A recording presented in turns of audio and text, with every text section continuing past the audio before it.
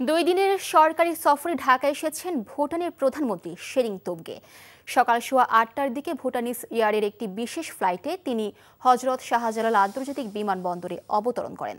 অন্তর্বর্তীকালীন সরকারের প্রধান উপদেষ্টা অধ্যাপক মোহাম্মদ ইউনুস বিমানবন্দরে তাকে স্বাগত জানান। ১৯টি তোপধ্বনির মধ্য দিয়ে সেনা, নৌ ও বিমান বাহিনীর সমন্বয়ে গঠিত একটি দল সফররত প্রধানমন্ত্রীকে সশস্ত্র সালাম জানায়। শেরিং তোবগে গতকাল সংঘটিত ভূমিকম্পে ক্ষতিরও খোঁজ খবর নেন। বিমানবন্দর থেকে তিনি সরাসরি যান সাভারে। সেখানে জাতীয় স্মৃতিসৌধে মহান মুক্তিযুদ্ধে শহীদদের স্মৃতির প্রতি শ্রদ্ধা জ্ঞাপন করে ভুটানের প্রধানমন্ত্রী। পরে তিনি সেখানে ভিজিটর বইয়ে স্বাক্ষর করেন। এ সময় বাংলাদেশের পররাষ্ট্র উপদেষ্টা, বাণিজ্য উপদেষ্টা এবং সাভার সেনানিবাসের জিওসি সেখানে উপস্থিত ছিলেন। আগামী নির্বাচনে এআই এর অপব্যবহার, সামাজিক যোগাযোগ মাধ্যমে ভুল তথ্য এবং অপপ্রচার মোকাবেলা করার সবচেয়ে বড় চ্যালেঞ্জ বলে জানিয়েছেন নির্বাচন commissioner Abul Fazal Mahmud Sanaullah. Asian network for free election আয়োজিত কর্মশালায় তিনি এসব কথা জানান। ঢাকার গুলশানের একটি হোটেলে এই কর্মশালা আয়োজন করা হয়। আসছে জাতীয় নির্বাচনকে ঐতিহাসিক নির্বাচন উল্লেখ করে এই নির্বাচনের মাধ্যমে দেশের গণতন্ত্রের পুনঃসূচনা হবে বলে মন্তব্য করেন সানাউল্লাহ। একটি অবাধ, সুষ্ঠু ও নিরপেক্ষ নির্বাচন অনুষ্ঠানের জন্য সবার সহযোগিতাও কামনা করেন তিনি। বিকেলে এই কর্মশালার সমাপন অধিবেশনে প্রধান নির্বাচন কমিশনার এএমএম নাসির উদ্দিনের যোগ দেওয়ার কথা রয়েছে।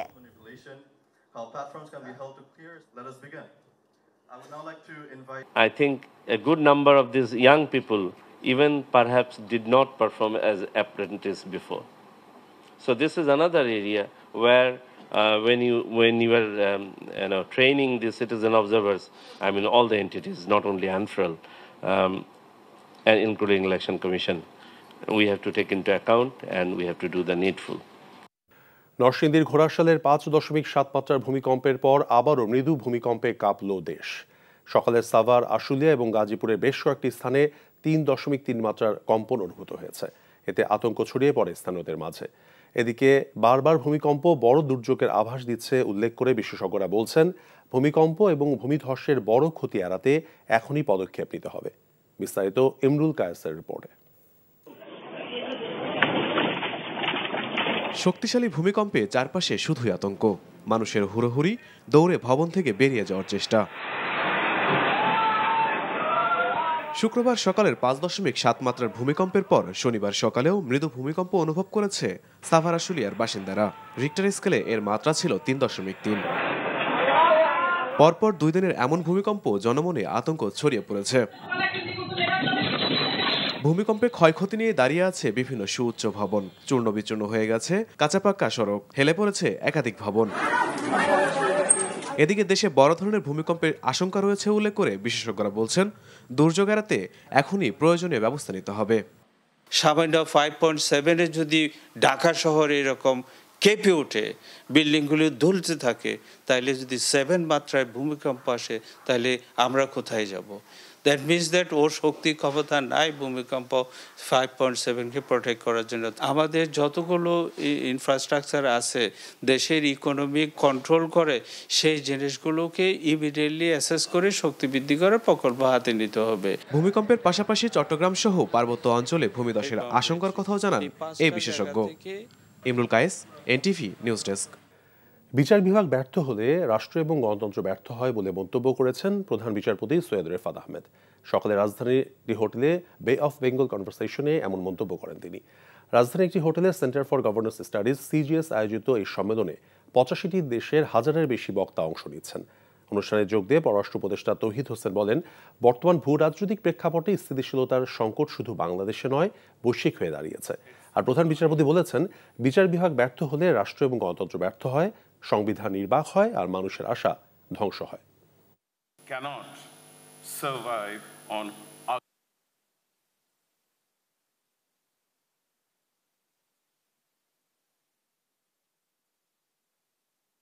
professional Leviathan capable of serving as one of the 3 pillars of the state.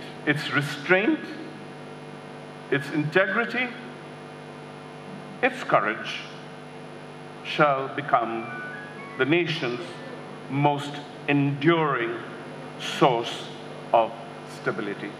দেশ বিদেশ থেকে এসে বিশেষজ্ঞরা নানা সংস্কারের কথা বললেও শেষ পর্যন্ত এমন কিছু প্রস্তাব দিয়েছে যা জনগণের কাছে অস্পষ্ট। সকালে ইসলামিক ফাউন্ডেশন পরিচালিত এক আলোচনা সভায় একথা বলেন বিএনপি মহাসচিব মির্জা ফখরুল ইসলাম আলমগীর। অন্য এক সমাবেশে বিএনপির স্থায়ী কমিটির সদস্য সালাউদ্দিন আহমেদ বলেন, ভিন্ন রাজনৈতিক দলকে গণতান্ত্রিক রাজনীতির সুযোগ না দিলে আওয়ামী লীগের ফেরার পথ তৈরি হবে। আরও জানাচ্ছেন সালাউদ্দিন কাদের। ইসলামিক ফাউন্ডেশন পরিচালিত নৈতিকতা ও ধর্মীয় মূল্যবোধ উন্নয়নে মসজিদ ভিত্তিক শিশু ও গণশিক্ষার কেয়ারটেকারগণের দেশ ও জাতি গঠনে অগ্রণী ভূমিকা শীর্ষক আলোচনা সভায় বিএনপির মহাসচিব মির্জা ফখরুল ইসলাম আলমগীর বলেন, বড় বড় পণ্ডিতরা দেশ বিদেশ থেকে এসে নানা সংস্কারের নামে দেশের মানুষকে বিভক্ত করছে। বলেন, দেশে পরিবর্তনের সুযোগ কাজে লাগিয়ে বিএনপি একটি স্থায়ী ও গণতান্ত্রিক ব্যবস্থা গড়ে তুলতে চায়। সংস্কার কমিশন খুব বড় বড় পণ্ডিতরা দেশে এসছে, 9 মাস ধরে তারা আলাপ আলোচনা করেছে, অনেক সংস্কারের কথা বলেছে। পিআর কয়জন বোঝে বলেন? বাংলাদেশের মানুষ বোঝে ওয়ান ম্যান ওয়ান ভোট। একজন ব্যক্তি দাঁড়াবে, তার মার্কা থাকবে, থেকে মার্কে আমি ভোট দেবো, তাই তো? এখন আপনি এটাকে পরিবর্তন করবেন, গণভোটে থাকবে আর হ্যাঁ না। এখন গণভোটে নাকি 4টা প্রশ্ন থাকবে। এটা মানুষ কিছু এখন পর্যন্ত বুঝতেই পারছে না, কেউ বুঝতে পারছে না, শেষ দিন পর্যন্ত বুঝতেও পারবে না। এদিকে কেন্দ্রীয় শহীদ মিনারে মুক্তিযোদ্ধা ও প্রজন্ম দলের সমাবেশে বিএনপির স্থায়ী কমিটির সদস্য সালাউদ্দিন আহমেদ বলেন, জুলাই গণঅভ্যুত্থান এদেশের গণতান্ত্রিকামী সব মানুষের। যারা এ নিয়ে চেতনার ব্যবসা করবে তারা কখনো সফল হবে না। আওয়ামী লীগ 1971 সালের মুক্তিযুদ্ধের একক কন্ট্রাক্টরে নিয়ে চেতনার ব্যবসা করতে করতে বিলুপ্ত প্রায় হয়ে গিয়েছে। সুতরাং 24-এর ছাত্রগণ অভ্যুত্থানের চেতনাকে যারা রাজনৈতিকভাবে রাজনৈতিক ব্যবসা করার কোন রকমের মানসিকতা লালন করে, তাদেরকে রাজনৈতিকভাবে চেতনার ব্যবসা যারাই করে তাদের পরিণতি শুভ হয় না। আন্দোলন ছেড়ে সব দলকে নির্বাচনের পথে হাঁটার আহ্বান জানান সালাউদ্দিন আহমেদ। সালাউদ্দিন কাদের, এনটিভি নিউজ, ঢাকা। চট্টগ্রাম বন্দরের নিজস্ব অর্থায়নে তৈরি লাভজনক নিউমুরিং কন্টেইনার টার্মিনাল এনসিটি সহ বন্দরের বিভিন্ন টার্মিনাল বিদেশি কোম্পানির হাতে তুলে দেওয়ার সিদ্ধান্তের প্রতিবাদে ২৬ নভেম্বর বন্দরে প্রবেশের সকল সড়ক অবরোধের ঘোষণা দিয়েছে শ্রমিক কর্মচারী ঐক্য পরিষদ স্কোপ। একই দাবিতে সারা দেশে বিক্ষোভ সমাবেশ করবে সংগঠনটি। লালদিয়ার চর ও পানগাঁও বন্দরের ইজারা চুক্তি বাতিল ও এনসিটি সহ চট্টগ্রাম বন্দর বিদেশিদের ইজারা দেওয়ার অপচেষ্টা বন্ধের দাবিতে সকালে চট্টগ্রাম প্রেস ক্লাবে মিলনায়তনে অনুষ্ঠিত বিভাগীয় কনভেনশনে এ ঘোষণা দেন স্কোপ নেতৃবৃন্দ। দক্ষতা বৃদ্ধির যুক্তি দেখিয়ে সরকার এটিকে বিদেশি প্রতিষ্ঠান ডিপি ওয়ার্ল্ডের কাছে তুলে দেওয়ার সিদ্ধান্ত নিয়েছে। ভূমিকম্পে রাজধানীর বেশ কয়েকটি ভবনের ধস ও ফাটল দেখা দিয়েছে। পুরান ঢাকা থেকে বাড়িধারা সব জায়গায় ক্ষয়ক্ষতির চিহ্ন এখন স্পষ্ট। ভূমিকম্পের পর রাজধানীর সব ঝুঁকিপূর্ণ ভবন চিহ্নিত করতে চায় রাজধানী উন্নয়ন কর্তৃপক্ষ রাজুক। সকালে পুরানো ঢাকার কসাইটুলির ক্ষতিগ্রস্ত ভবন পরিদর্শন শেষে রাজুক চেয়ারম্যান বলেন, ঝুঁকিপূর্ণ ভবনের বিরুদ্ধে ব্যবস্থা নেওয়া হবে। আবির আহমেদের রিপোর্ট। আতঙ্কের রেশ কাটতে না কাটতেই শহরের বিভিন্ন প্রান্ত থেকে আসতে শুরু করেছে ভবন ক্ষতিগ্রস্ত হওয়ার উদ্বেগজনক খবর। রাজধানীর বাড়িধারা, কলাবাগান, পুরান ঢাকা ও উত্তরবাড্ডা এলাকার বিভিন্ন ভবনের ভিতরে ও বাইরে এভাবেই ফাটল দৃশ্য চোখে পড়ে। ভূমিকম্পের কারণে নগরবাসী আতঙ্কিত হলেও এসব ভবনের মালিকরা বলছেন এই ফাটলে তেমন কোনো সমস্যা হবে না। ফাটল বলতে বিল্ডিংয়ে আমাদের এখানে অনেক বিল্ডিংয়েই ফাটল ধরছে। আমার বিল্ডিংয়ের কিছুই হয় নাই, বিল্ডিংয়ের বাইরে যে একটা ফল ছাদ দিছি গেট লাগানোর জন্য, ওইটা একটু ক্ষতিগ্রস্ত হয়েছে। এটা বিল্ডিংয়ের টোটালি বিল্ডিংয়ের বাহিরে। আতঙ্কিত হয়ে হুড়ুহুড়ি করে নামতে গিয়ে আহত হয়েছে 6 শতাধিক। সেই দুঃসহ স্মৃতি এখনো তাড়া করে বেড়াচ্ছে অনেককে। এটা আতঙ্কিত, বা বিল্ডিং যেহেতু ফেটে গেছে, এটা তো আতঙ্কিতই একটু। আমার ফ্ল্যাট 3টে ফ্ল্যাটে আমার ফাটন লইছে, এবং পানির ট্যাঙ্কি আমার ফাটছে, এবং ভিতরে ফাটছে, বাইর সেট ফাটছে। মানে আতঙ্ক তো আছে, আল্লাহর উপরে ভরসা করে থাকতেছি। এদিকে ভূমিকম্পের পর রাজধানীর বিভিন্ন ঝুঁকিপূর্ণ এলাকা পরিদর্শনে যান রাজুকের চেয়ারম্যান প্রকৌশলী রিয়াজুল ইসলাম সহ ঊর্ধ্বতন কর্মকর্তারা। তাদের উপস্থিতি টের পেয়ে সটকে পড়েন ভবন মালিকরা। এই পুরান ঢাকায় কোনো ভূমিকম্প ছাড়াই যে দুর্ঘটনা ঘটতে পারে, এইরকম অহরহ বিল্ডিং আছে।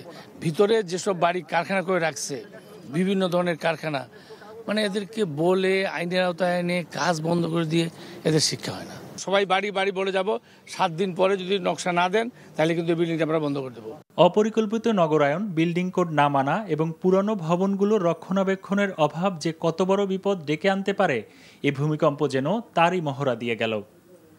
আবির আহমেদ, এনটিভি নিউজ, ঢাকা। জাতীয় নির্বাচনের দিন গণভোট হলে নির্বাচনের জেনোসাইড হবে বলে আশঙ্কা প্রকাশ করেছেন জামায়াতের আমির ডাক্তার শফিকুর রহমান। তার দল ক্ষমতায় আসলে পিআর পদ্ধতি বাস্তবায়ন করা হবে বলেও জানান তিনি। আর দলটির আরেক নেতা এটিএম আজহারুল ইসলাম বলেছেন, ক্ষমতায় গেলে সরকারি বরাদ্দের 1 টাকারও দুর্নীতি হবে না।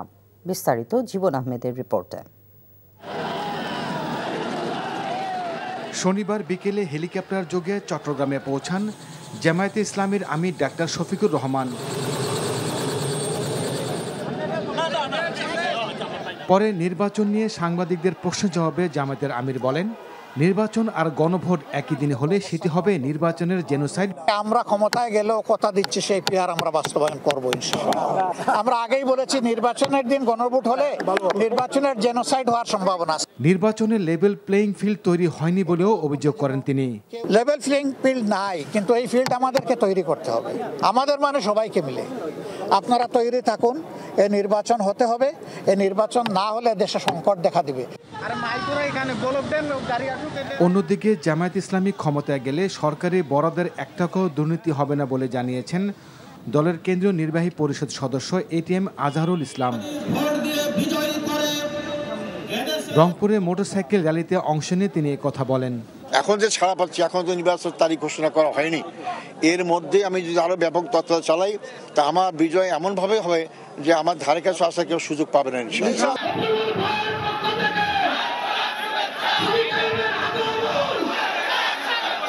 ওদিকে ছাত্র শিবিরের কেন্দ্রীয় সভাপতি জাহিদুল ইসলাম বলেছেন, বাংলাদেশের রাজনীতি করতে হলে জুলাই আন্দোলনের আকাঙ্ক্ষাকে নিয়েই করতে হবে।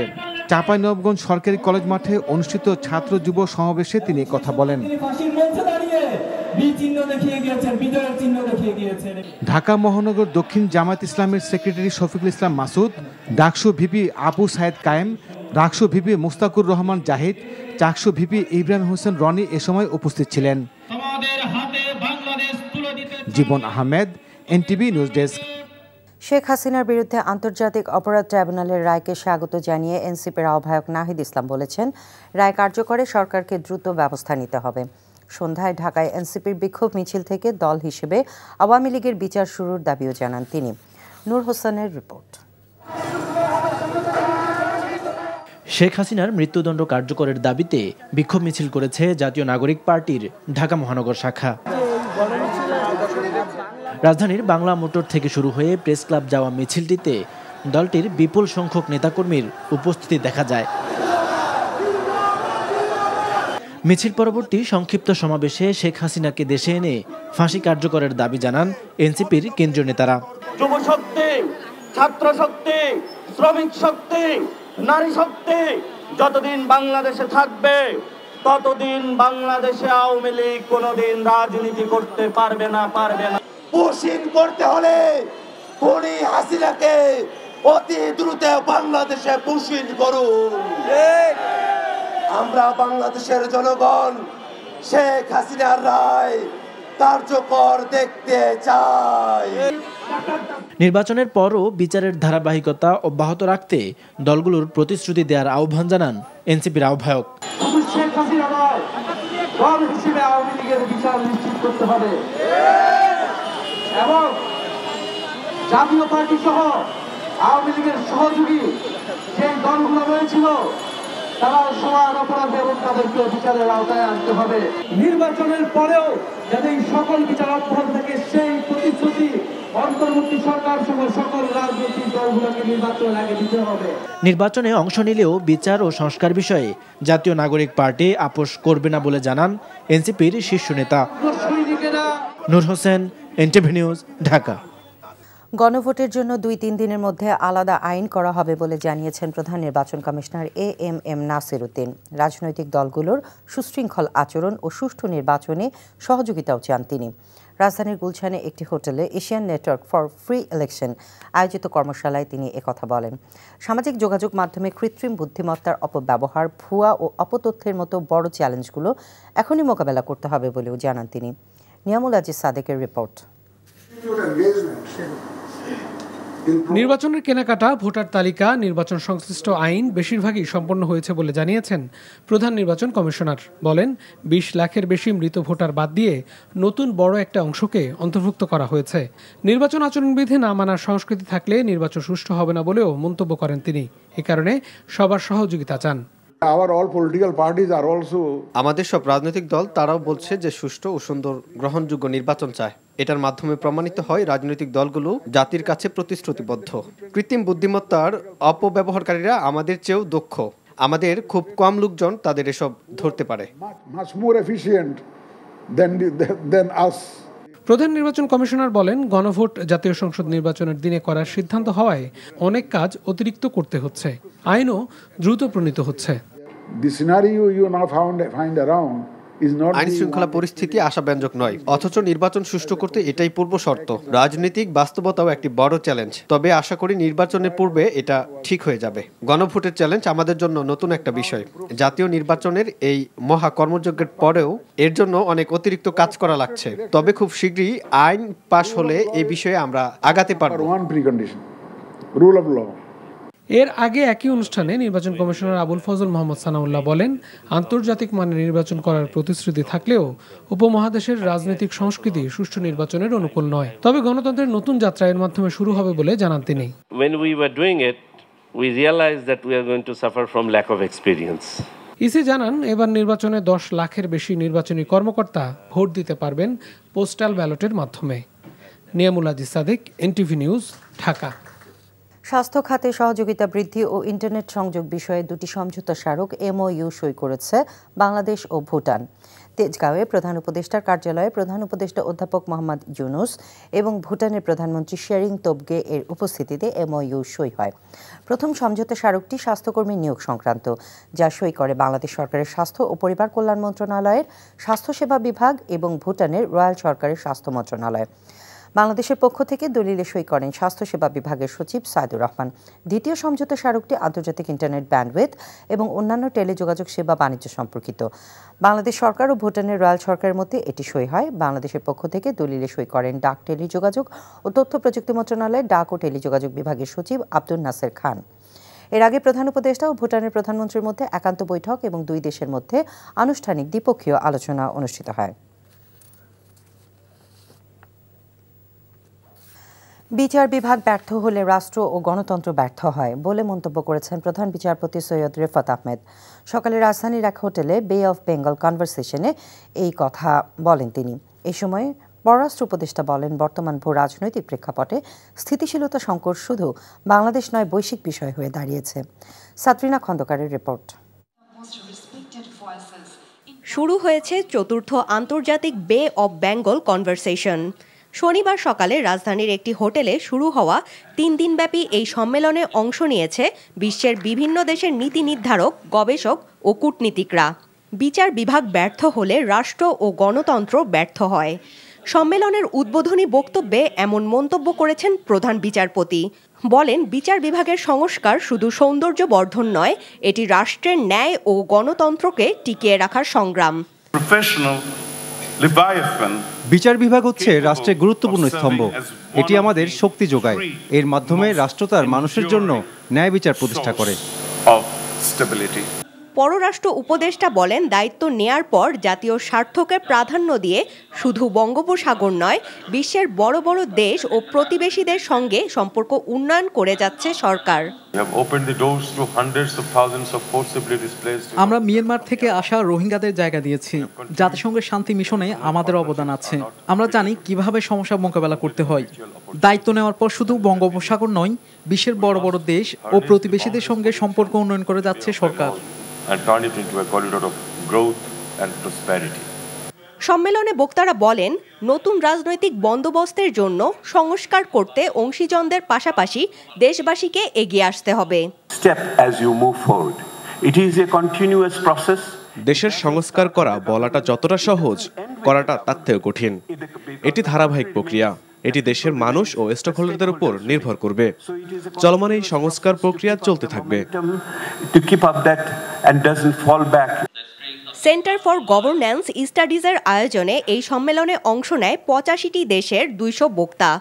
300 প্রতিনিধি ও হাজারের বেশি অংশগ্রহণকারী। সাদরিনা খন্দকার, এনটিভি নিউজ, ঢাকা। ঢাকা টেস্টে জয় থেকে 4 উইকেটের দূরত্বে আছে বাংলাদেশ। মুশফিকুর রহিমের অর্ধশতকে 100তম টেস্টের 2 ইনিংসেই শতকের কীর্তি গড়ার সম্ভাবনা থাকলেও ইনিংস ঘোষণায় তা সম্ভব হয়নি। লিড যথেষ্ট মনে হওয়াতেই ইনিংস ঘোষণা করার সিদ্ধান্ত নিয়েছে বাংলাদেশ বলে জানিয়েছেন ব্যাটিং কোচ মোহাম্মদ আশরাফুল। নিলয় মজুমদারের রিপোর্ট। 100তম টেস্টে রিকি পন্টিংয়ের 2 ইনিংসে 2 শতকের রেকর্ড স্পর্শ করার সুযোগ ছিল মুশফিকুর রহিমের সামনে, কিন্তু ইনিংস ঘোষণায় তা সম্ভব হলো না। কারণ জানিয়েছেন আশরাফুল। যেহেতু আসলে এটা একটা টিম গেম, ইন্ডিভিজুয়াল গেম চিন্তা করে না। যদিও আমি ব্যক্তিগতভাবে মনে করি যে ইন্ডিভিজুয়াল পারফরমেন্স করলেই টিম পারফরমেন্সটা হয়, কিন্তু এমন একটা সিচুয়েশনে ছিল যে আমাদের অলরেডি 500 রান হয়ে গিয়েছে এবং আমরা বিলিভ করি যে আয়ারল্যান্ডের 10টা উইকেট নিতে আমাদের যে ওভারটা ছিল, হ্যাঁ আপনি চাইলে আরও 1 ঘন্টা খেলাতে পারতেন, কিন্তু আসলে জিনিসটা সুন্দর লাগবে না স্পিরিট অফ ক্রিকেটে হয়তোবা। এই কারণেই আমাদের ম্যানেজমেন্ট চিন্তা করেছে যে না, যেহেতু মমিনুল কাছাকাছি আছে তাকে অপরচুনিটি দেওয়া হয়েছিল, কিন্তু আনলাকি সে করতে পারেনি, সেই কারণেই আসলে আর খেলা হয়নি। সাকিবকে টপকে বাংলাদেশের টেস্ট ইতিহাসে সেরা উইকেট টেকার এখন তাইজুলকে এই মুহূর্তে টেস্টের সেরা বোলার বললেন আশরাফুল। তাইজুল যেভাবে আসলে পারফর্ম করে যাচ্ছেন প্রত্যেকটা টেস্ট ম্যাচে, আপনি যদি দেখেন যে সাকিব থাকাকালীনও সে পারফর্ম করেছেন, সাকিব চলে যাওয়ার পরে এখন লিডিং রোলে আছেন। তো অবশ্যই টিম থেকে তো আমাদের একটা মিটিং হয় প্রত্যেক খেলার শেষেই, এরকম অ্যাচিভমেন্ট, যেমন আমাদের জয় 1000 রান করেছেন টেস্ট ক্রিকেটে, তো ডেফিনেটলি এমন কিছু তো একটা থাকবেই, কিন্তু হ্যাঁ বোলারদের জন্য একটু আনলাকি। রোববার সকালে প্রথম সেশনে আইরিশ বোলারদের গুটিয়ে দিতে চাইবেন বাংলাদেশের বোলাররা। মুশফিকের 100তম টেস্টে জয়ই হতে পারে তার জন্য একটু উপহার। Niloy Majumdar, NTV news, Mirpur Sher-e-Bangla stadium, Dhaka.